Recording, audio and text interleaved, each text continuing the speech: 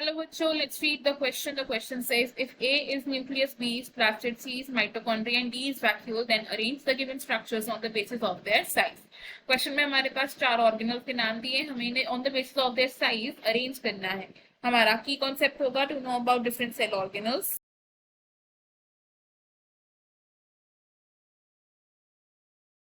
एक eukaryotic cell में compartmentalization and division of labour होता है, यानी कि सभी सेल ऑर्गेनल्स अपना अपना स्पेसिफिक फंक्शन परफॉर्म करते हैं to maintain the overall functioning of a cell. अगर हम डिफरेंट सेल ऑर्गेनल्स की बात करें तो let's talk about nucleus first.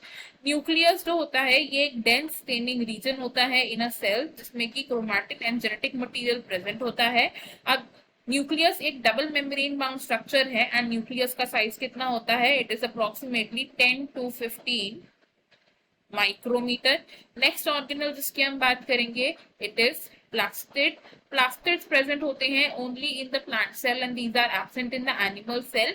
Plastids का साइज अप्रोक्सीमेटली होता है 0.5 to 1 micrometer in diameter. Next organelle is mitochondria. Mitochondria को कॉमनली बोला जाता है the power house of the cell because इसमें एटीपी की सिंथेसिस होती है ड्यूरिंग एरोबिक रेस्पिरेशन.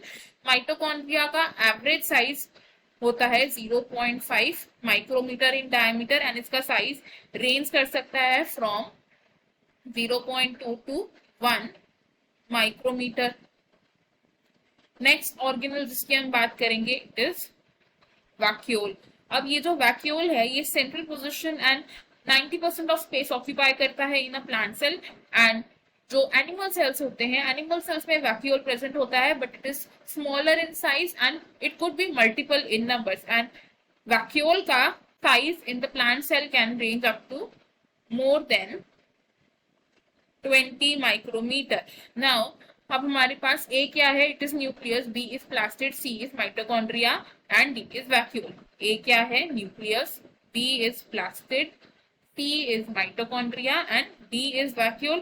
तो अगर हम इन्हें अरेंज करें in the basis of their size in decreasing order तो सबसे ज्यादा साइज किसका होता है? It is of vacuole, then is nucleus, then plastid and then is the